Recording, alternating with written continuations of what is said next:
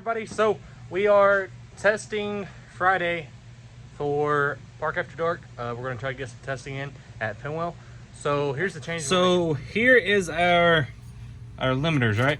So with the old shocks, these used to be all the way tight at ride height. So obviously you have it jacked up on the control arm, and we have a whole chain link basically.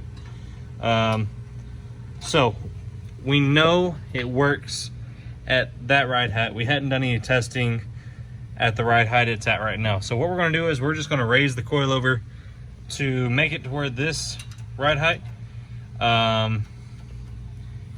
is where we're sitting. So raising the coilover obviously raises the car up. The higher the front end, that plays a part into some of your weight transfer and other things like that. So we'll test with it lower, but for right now on the no prep stuff, which is where we're going to try the same ride height we know works.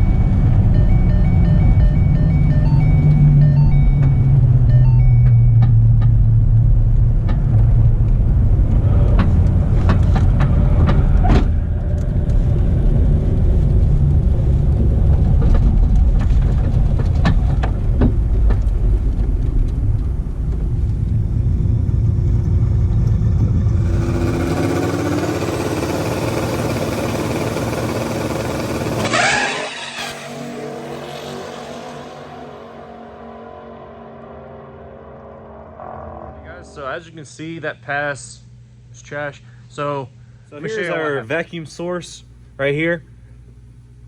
This right here goes to our regulator, which if you don't know, with your regulator, it adds 1 pound of boost to 1 pound on the regulator. Basically, it's all that does. Right here is to our hop switch. Hop switch turns on the other two fuel pumps at 2 pounds boost. That one of those lines have popped off, so first off, the second fuel pump wasn't turning on, and then secondly, the regulator wasn't going 1-to-1 anymore.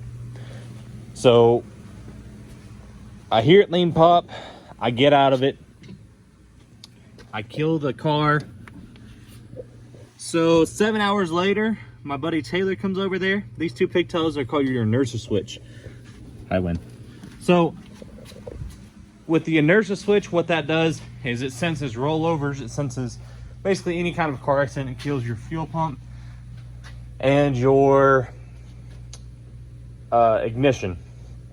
So obviously we're not running factory fuel pump anymore, but that is where our sensing line, our 12-volt source to the fuel pump to always be on when the key's on comes from.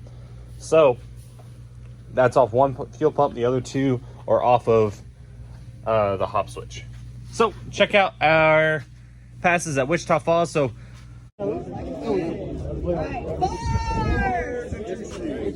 Right here.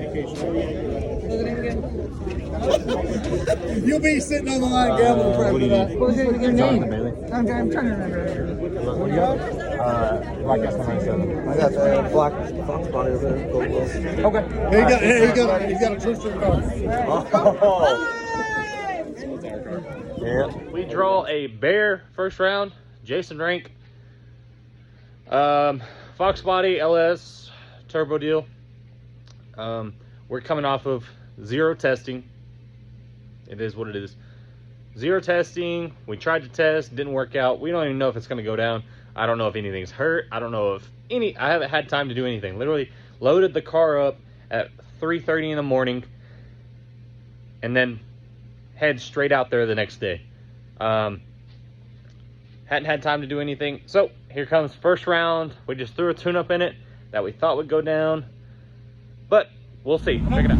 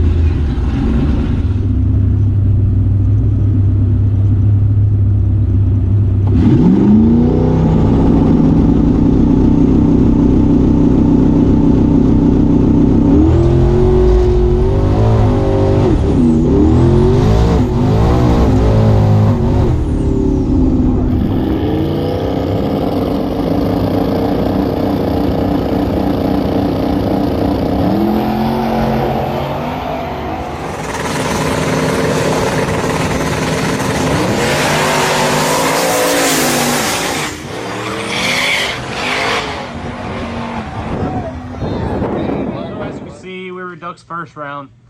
That's why you go testing. That's why you have data. We tried. We just wasn't meant to be.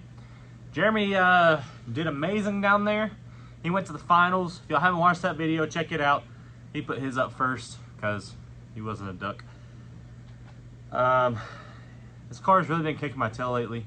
Ever since we put those QA1 front coilovers on, they just don't have enough trouble for my liking. The strange single adjustables that we had, they had about 5 inches of travel. These only have about 2.5 up, 2.5 down. I just don't like them.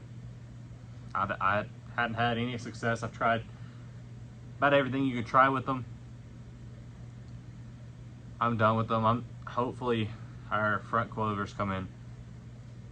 We missed the first round tune-up. Tried to force it on down there. You can see me pedaling it the whole way. He had to get out of it too. He just was able to stay in it longer than I was.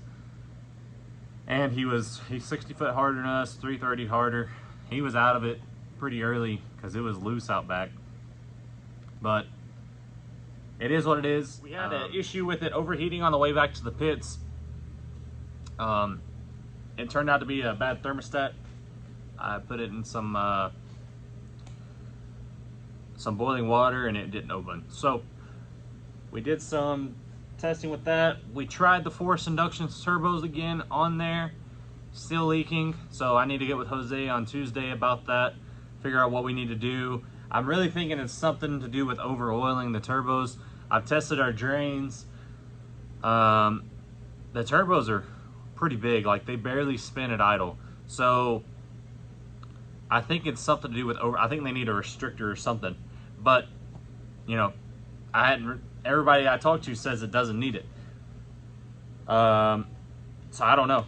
Until we talk to him, we'll just have to figure it out. I don't want to throw a restrictor in there and then it costs me the turbos, but also over oiling the turbos is doing the same thing. So on 3 it is right now until I get drove around and I'm out of power, then I'll throw them back on. But until then, I've got over 60 hours of work and swapping turbos back and forth and trying things with the new ones and trying things with the new ones. And I'm just tired of it. I'm done. I'm done until they give me a definite answer on what it could be. So we're going to H-Town Throwdown this weekend and we'll have a video out on that. So y'all comment, like, and subscribe. Make sure you check out Jeremy's video up above and we'll see you next time.